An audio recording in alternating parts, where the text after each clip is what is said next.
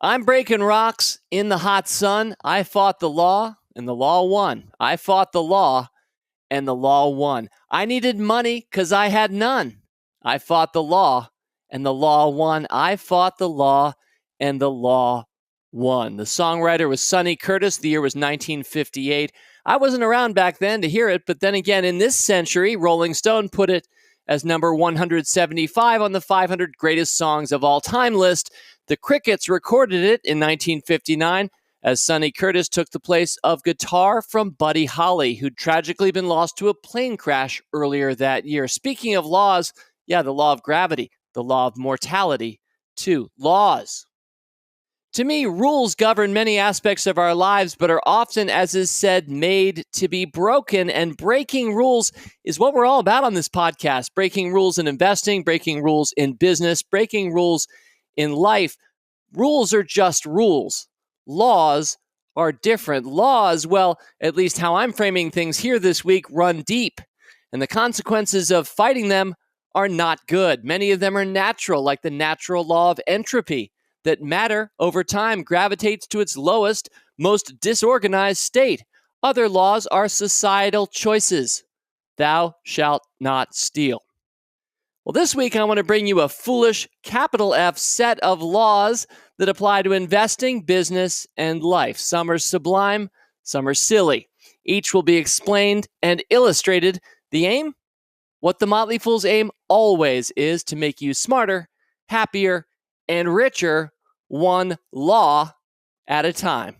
Only on this week's Rule Breaker Investing. It's the Rule Breaker Investing Podcast with Motley Fool co-founder David Gardner. Welcome back to Rule Breaker Investing. Thank you for joining me on the meteorological start of fall. That's right, September 1st. Not just meteorological, but I think for a lot of us, psychological start to fall.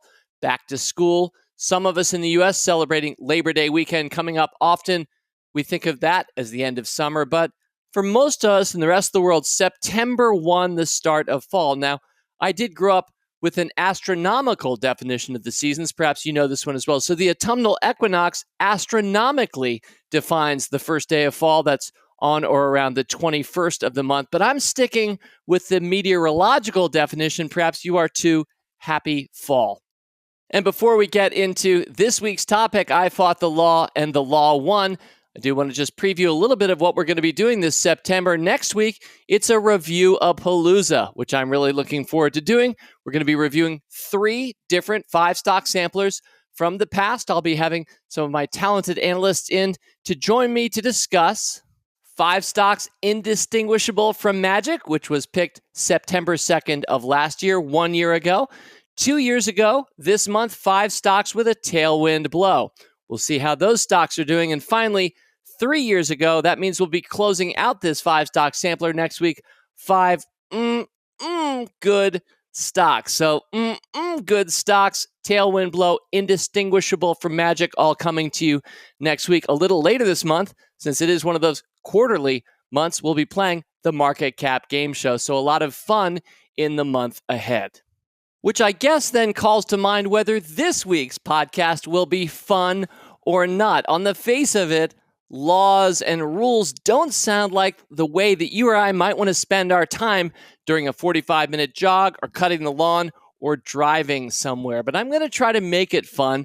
And I think our title, I Fought the Law and the Law Won, does bring, I think, a modicum of fun to this week's topic. So let's talk this week about laws. But before we get to laws, let's talk about rules first. You know, the main difference between rules and laws, as my Googling revealed earlier today, is the consequences of breaking them. So you fight rules, you break them, you just might have improved the world forever. Maybe you knocked out a has-been Goliath as you broke the rules, as you fought the rules. You replaced him with something better. In the same way that streaming video has ultimately replaced, a few generations later, VHS tapes, you fight rules, you break them, you can break through. And breakthroughs power so much of our culture and our world today. That's fighting rules. But you fight laws, you break them, and the consequences are, well, not going to be good.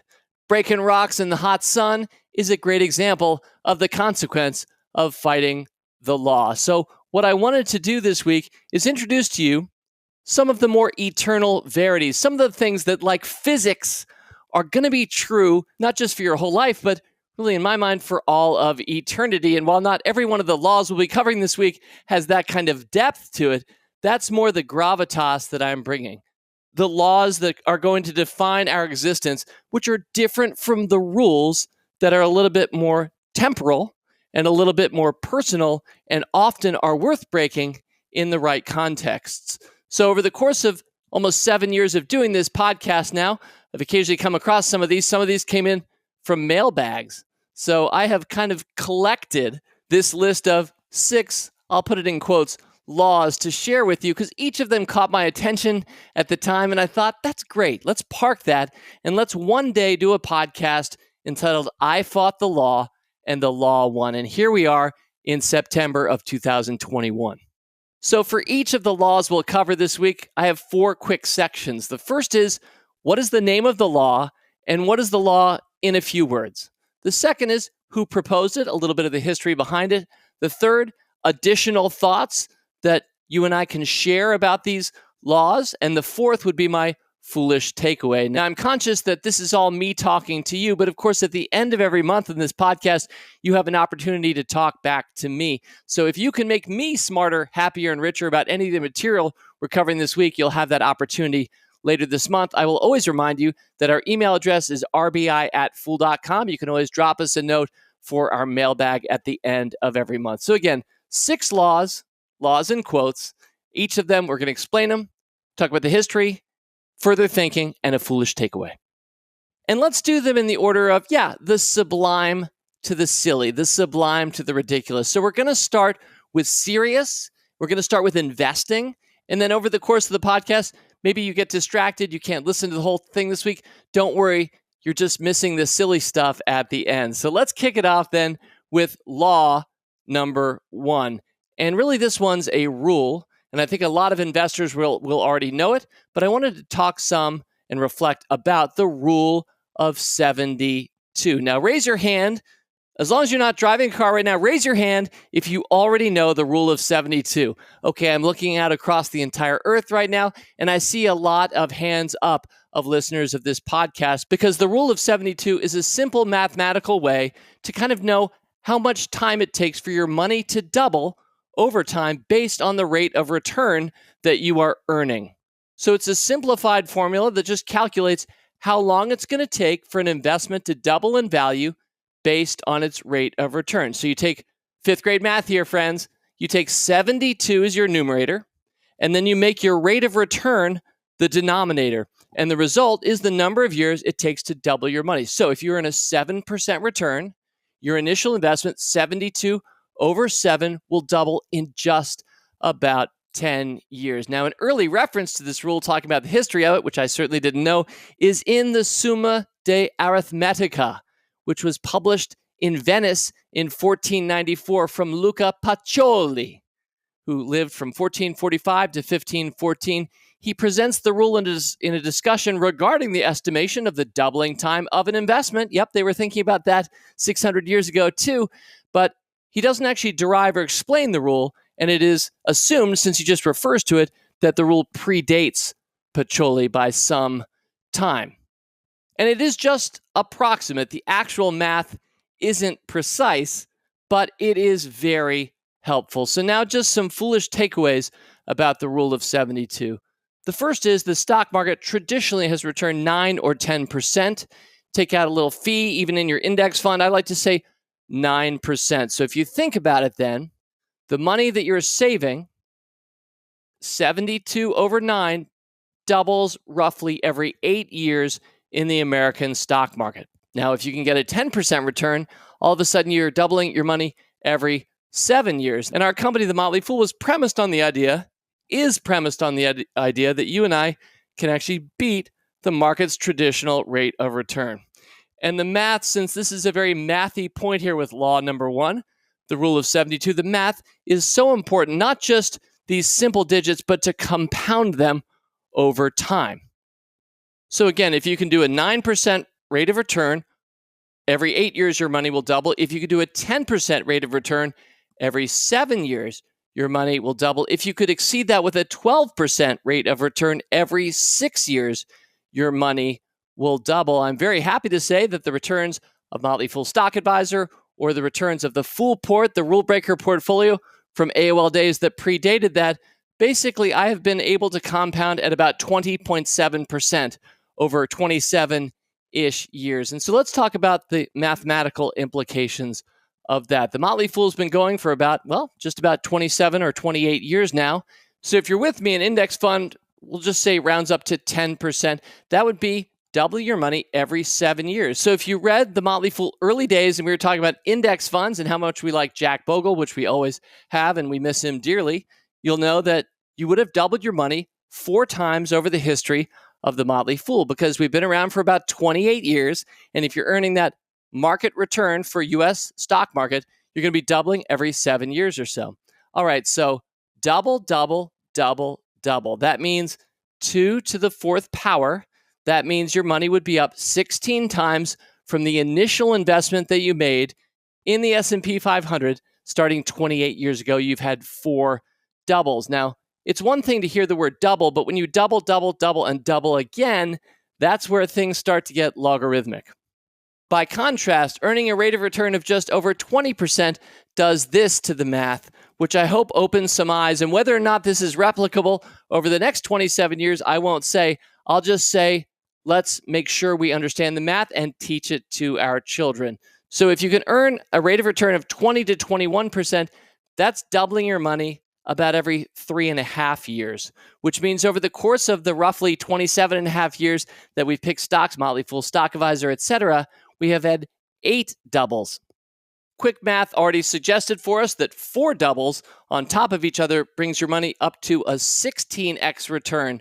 But if you double that again is 32, double it a 6th time, that's 64, double it a 7th time, that's 128, and double it an 8th time, and that is 256 times your initial money. So while on the face of it, 8 doubles sounds like just twice as many as 4 doubles, I hope we're not too deep into the math for most of my listeners, it's actually substantially more than double. It's the equivalent of a 256x return versus a 16x return, which is why I think it's so important to study and understand our rule breaker investing principles and what the Motley Fool has stood for since the first day we printed our first page of our print newsletter back in July of 1993. And that is, it is possible to beat the market averages. In fact, if you play the game the right way, you're very likely to. And the rule of 72 gets really exciting when you can return 12, 15, or 20% annualized, especially over long periods of time. One other thing I'd like to say before we move on to law number 2, final concluding thought, don't get too caught up in the math or hoping to estimate. I would never have been able to estimate what our annualized rate of return would have been 27 years ago going forward. So I tend not to be, and I hope you won't tend to be, somebody who targets specific rates of return. A lot of this will come down to how the market overall does. We're just trying to beat the market. But I think at the heart of the Motley Fool, and I hope you as a fellow fool would understand, it absolutely is possible to exceed the market averages, especially when you're playing the long game. And part of the beauty of this compounding is we tend to buy and not really sell. So there aren't a lot of transaction costs or paying of taxes as we go, which is a big reason why stocks like Netflix and Amazon and Tesla and the list goes on, 10 plus year holdings roll up to these kinds of big numbers. And some of the 5 stock samplers we'll be reviewing next week are racking up some pretty sweet returns, even just over 3-year periods. And while any 3-year period could be up or down, I hope it's inspiring to see the performance of finding the best companies of your time, taking part ownership and owning them. And if the numerator is always going to be 72, the higher you can speed up that denominator, the faster your money grows over time. All right, let's move on to law number 2. This one is an actual law. It's Gresham's law, one of my favorites. Simply stated, Gresham's law, the bad money drives out the good. Now, this law was named in 1860 by economist Henry Dunning MacLeod after Sir Thomas Gresham, who also lived hundreds of years ago, 1519 to 1579. I see Gresham an English financier during the Tudor dynasty, Gresham had urged Queen Elizabeth to restore confidence in the then debased English currency. The concept, though, was known centuries earlier: classical antiquity, medieval Europe, the Middle East, and China. A lot of these go way back before somebody had his or her name put to it. But Gresham's law. So what is bad money and what is good money? Well, if you equate paper money to metal money, Gresham's law reads basically, assuming the metal is worth a little bit more than the paper, even if you say they're all $1, the metal will go, because over the course of time, people will start to use paper for the dollar and hold back the metal that was worth a little bit more. In fact, in the US, before 1982, pennies did have copper. But somewhere around the mid 80s, I started to notice, wow, pennies feel different. They're a lot lighter now. And that's because today, pennies are copper plated zinc, which is worth less. You don't see many copper pennies around anymore because they have disappeared, because the bad money, as Gresham's law goes, has driven out the good. How about half dollars? Yep, even in my lifetime, I think it was around 1970, US half dollars contained a little bit of silver in them. Before 1970, I think they'd included up to 90% of the half dollar was silver. It declined to only be about 40%, but all along, the US government was saying this equates to a half dollar. I probably should have held on to my silver half dollars, although I'm not a big fan of metals in general. But once again, the bad money, the cheaper metal, the diluted metal, the paper replacing the metal drives out the good. I want to talk about Gresham's law in the context of the internet in a sec, which is really what interests me most. But it is worth wondering aloud about cryptocurrencies today and what the implications of bad money driving out the good might be for cryptocurrencies. It may well be that cryptocurrencies represent the new bad money, and some of the dollars that we used to prize as Americans, whether they were half dollars in silver or paper dollars, could start to be sequestered or amassed by those who don't regard cryptocurrency as particularly good money. It's also possible the opposite could happen, that cryptocurrencies, or some of them anyway, in time could be regarded as the good money, and we won't see too many coins or dollars anymore. In fact, the war on cash, a phrase that Jason Moser of Motley Fool fame has used for many years now, is in some ways a representation of Gresham's law. We see less and less physical money anymore because it's not as attractive as electronic money, which is so much more accessible. And therefore, increasingly, I find myself not having a lot of cash on me. What about you? I don't carry anything like what I used to carry in my wallet or in my pockets. Really don't use coins anymore. So Gresham's law.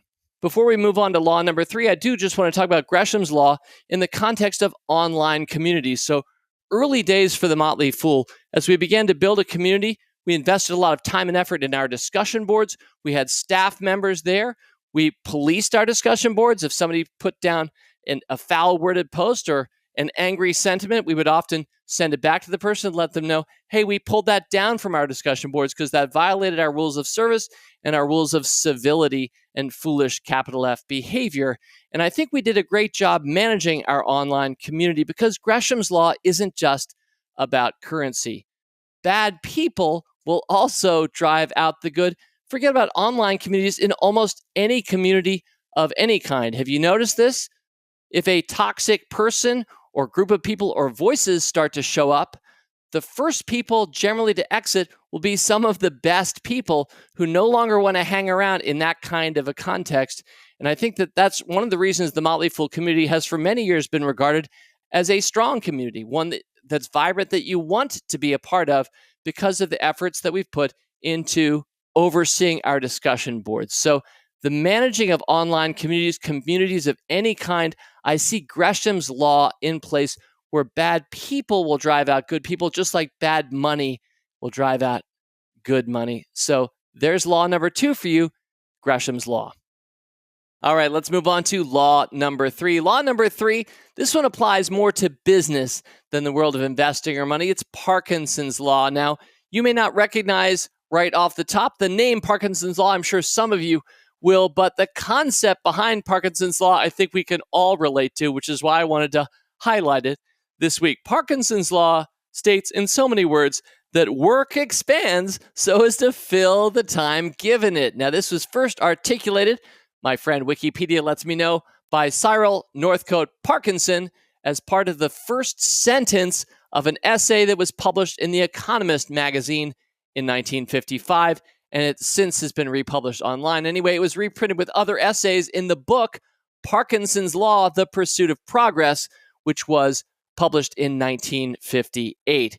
Parkinson derived the dictum from his extensive experience in the British civil service. I'll talk about that in a sec, but work expands so as to fill the time given it. I think a lot of us can recognize that. If you're a procrastinator like I am sometimes, you realize you can make your work take as much, or we'll get to this in a sec, as little time as you'd like, but a lot of it is under your control. And I'm thinking especially of last month and our conversation with Michael Bungay Stanier, do more great work. And I'm reminded of the great importance of trying to make sure we're assigning the right amount of time to the level of work that we're undertaking. I want to put as much time as I can into my great work. I want to spend as little time as possible doing my bad work and even sometimes just my good work. So I hope still with your August Authors in August glasses on, you're able to see Parkinson's Law and recognize how important it is to be self-conscious about that and self-aware about the time that you're spending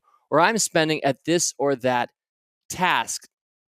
Now, Parkinson stumbled upon this concept because he worked within the British civil service. And as the British Empire began to shrink in the middle of last century, Britain began giving away its colonial holdings. All of a sudden, the number of employees at the colonial office was ever increasing. And he started wondering, well, why is this happening? And he explained the growth using two forces. The first is, he said, an official wants to multiply his subordinates, not his rivals.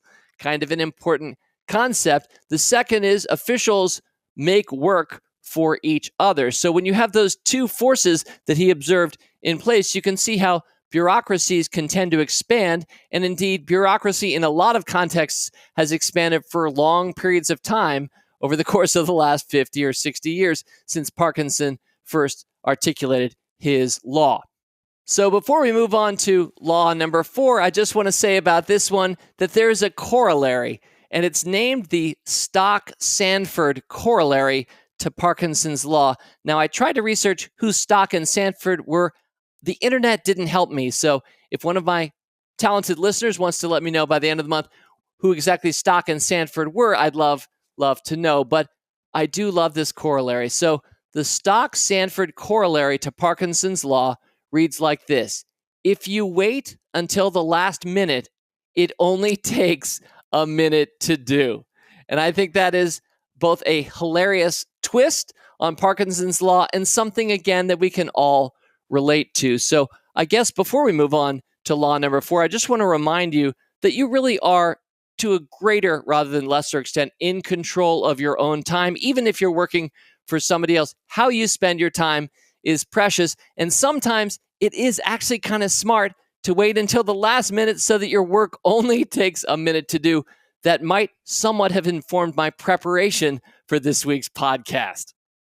I suppose I should also observe that the time that you spend researching stocks, you can spend all day of every day researching stocks if you want to, but you can also greatly limit that time. In my own career, I found that designing your process very intentionally, which I did over the 27 years I picked stocks, was very helpful. So you can design it so that you don't spend any more time than this, or you force yourself to make a decision earlier. This doesn't just work, by the way, for stock market investing research, but since that's particularly relevant to this podcast, I'm giving that as an example. So remember, you are in control of your time, which is very important to remember when I say back to you with Parkinson that your work will expand so as to fill the time given it. All right, law number 4, Betteridge's law. Raise your hands worldwide if you recognize Betteridge's law. And I don't see nearly so many hands up for this one. It's a reminder that most of the important ones we've already covered. We're going to start getting a little silly now, but also stay, I hope, on point: smarter, happier, richer. So let's talk about Betteridge's law. Here it is. Any headline that ends in a question mark can be answered by the word no. All right, this one comes from a living British tech journalist named Ian Betteridge, and the year was 2009 when he discussed this in an article. He'd examined a previous TechCrunch article that carried the headline, "Did Last.fm just hand over user listening data to the RIAA?" Now, that's a rather obscure headline relative to most of the Betteridge law-driven headlines that I see these days, but that's how it all started. Now, within that story by Betteridge, I'm just going to quote a little bit of the story. He writes, "This story is a great demonstration of my maxim that any headline which ends in a question mark can be answered by the word no.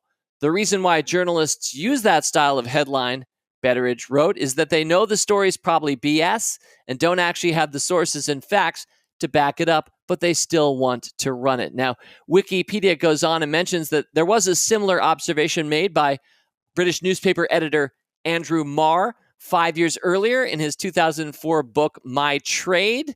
Among some of the suggestions for how a reader should interpret newspaper articles, Marr wrote, and I quote, "If the headline asks a question, try answering no. Is this the true face of Britain's young? Sensible reader? No. Have we found the cure for AIDS? No, or you wouldn't have put the question mark in. Does this map provide the key for peace? Probably not.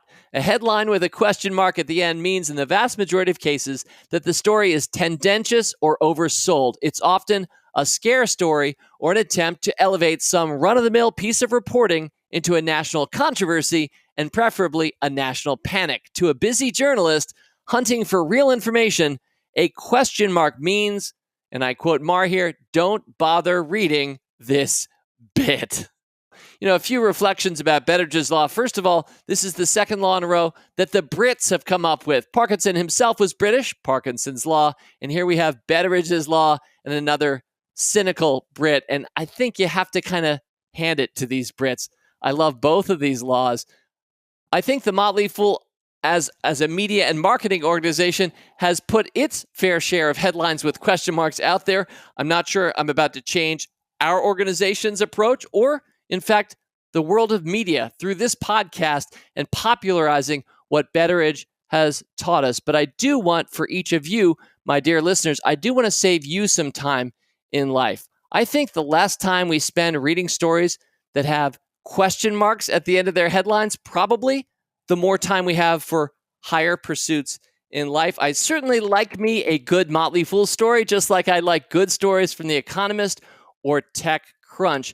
But I do think in my effort to make you smarter, happier, and richer, dear fool and dear listener, I think I can make you a little bit smarter here and suggest that not only do you not spend too much time reading articles with headlines ending in a question mark, but maybe not too much time with online news overall. I'm thinking this week, I realize it's a little too soon to say this, but I'm thinking that Hurricane Ida, which came through New Orleans, and 16 years ago, on the very same day, tragically, Hurricane Katrina ruined a lot of lives. But I think there was a lot of expectation that Ida, which was fiercer by the numbers than Hurricane Katrina, would end up being a real disaster. And a lot of the media and the hype built up ahead of time suggested that. I found myself tuning in, even though I was in Italy at the time, somewhat fascinated by Hurricane Ida. And there's a little bit in all of us, I think we have to admit, that watches auto racing, watching for, expecting, maybe even hoping for, this is not a great part of human nature, crashes. So I think a lot of that is rolled into stories like Ida this week, but upon rolling past New Orleans, where it certainly has done meaningful damage, it quickly lost speed, is now Tropical Storm Ida, and not many people are talking about it anymore, which reminds me, this point isn't about Ida, it's about hurricane reporting and weather reporting more generally, but I have generally stopped paying attention to the hurricane stories because there's always another one every week throughout the summer and fall here in the United States. And there are a few meaningful ones, and it's very sad when they happen. But boy, if the media doesn't want us to spend a lot of time reading stories about what might happen, often stories that end with question marks. So before we move on to law number 5, I just want to end this point by asking, could this week's podcast be, once and for all, a cure for all that ails us? All right, on to law number 5. This one I've known about for a long time. If you're an internet user, perhaps you have as well. It's Godwin's law. Godwin's law simply stated, and I'm quoting here, as an online discussion grows longer, regardless of topic or scope, the probability of a comparison involving Nazis or Adolf Hitler approaches 1. End quote. So in less mathematical terms, the longer the discussion, the more likely a Nazi comparison becomes. And with long enough discussions, somewhat tongue-in-cheek here, it is a certainty. It rounds to 1. Now, this one promulgated by the American attorney and author Mike Godwin in 1990. It was about, I think it was first set of maybe Usenet newsgroups, early days for internet forums. And yet I think that Godwin saw something. And I guess in the same way that through law number 4 this week, Betteridge's law, where I encourage you to not spend too much time with the online news. I sure have spent less time over the last 5 years, and I think led a happier and more productive life. I think it's also true of comments on internet articles, comments at the bottom of blogs. And before we go on to law number 6, ultimately, I think Godwin's law is teaching us that we shouldn't let things go so long, that the longer they go, the less valuable and maybe like this podcast this week, the sillier they'll probably get. Perhaps there's a human tendency to go to extremes once we've blown out a discussion over too long a time. And, well, yeah, Nazis too. All right, let's move on to law number 6. And earlier I said law in quotes for this podcast because arguably not every one of these 6 is a law, but they're all truisms, they're all insights, they're all tools that I'm filling up your toolbox with this week. I hope some new tools that you can use to lead a better life. So how could I not close then with RAS syndrome? Now, this is one I specifically learned about because of this podcast. I was guilty of RAS syndrome. One of you, I can't remember who you were. It was a few years ago, but thank you. Raise your hand and send me a note for this month's mailbag if you like, and I'll call you out. But I made a mistake at one point. I said the phrase, I think it was ATM machine. And so one of my fellow fools said, "Oh, Dave, you've been victim of RAS syndrome, I see." And RAS syndrome, what is it? Well, first of all, it stands for redundant acronym syndrome. RAS syndrome, the use of one or more of the words that make up an acronym in conjunction with the abbreviated form. So ATM machine, since ATM stands for automated teller machine, you and I don't need to say ATM machine. I suppose you could if you like, but then you are guilty of RAS syndrome. And if you just thought about your PIN number, well, guess what? You just did it again. You mean your personal identification number? Let me conclude with a few more examples. These all pulled from Wikipedia. Thank you, Wikipedia, for this week's podcast.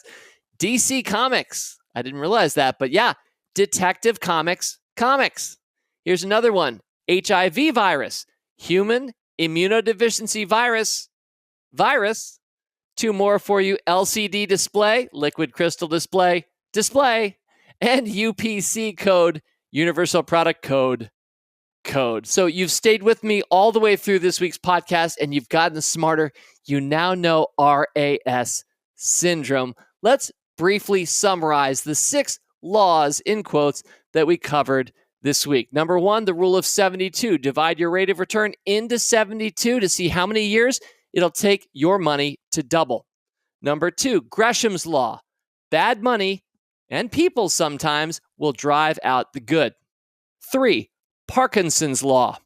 Work will expand to fill the time you give it, but never forget the sometimes very helpful Stock Sanford, whoever they are, corollary. If you wait until the last minute, it only takes a minute to do. Number 4, Betteridge's law. Any headline that ends in a question mark can be answered by the word no. Let me ask you again, could this week's podcast be for once and for all a cure for all that ails us? Number 5, Godwin's law. As an online discussion grows longer, regardless of topic or scope, the probability of a comparison involving Nazis or Adolf Hitler approaches 1. And finally, just covered number 6, RAS syndrome, the use of one or more of the words that make up an acronym in conjunction with the abbreviated form. To close, rules we look at askance, right? Rules I question, and quite profitably, thank you very much, many a time. And by profitably, I don't just mean expressed in dollars, as my life has in many ways been enriched by breaking rules, sometimes making some new ones, but laws I respect. I think you should too. I fought the law and the law won. Laws are ignored at our own peril. And so I hope you've walked away with some new learnings this week, new tools for your foolish toolbox that will make you smarter, happier, and richer. Law on. As always, people on this program may have interest in the stocks they talk about, and the Motley Fool may have formal recommendations for or against. So don't buy or sell stocks based solely on what you hear. Learn more about rule breaker investing at rbi.fool.com.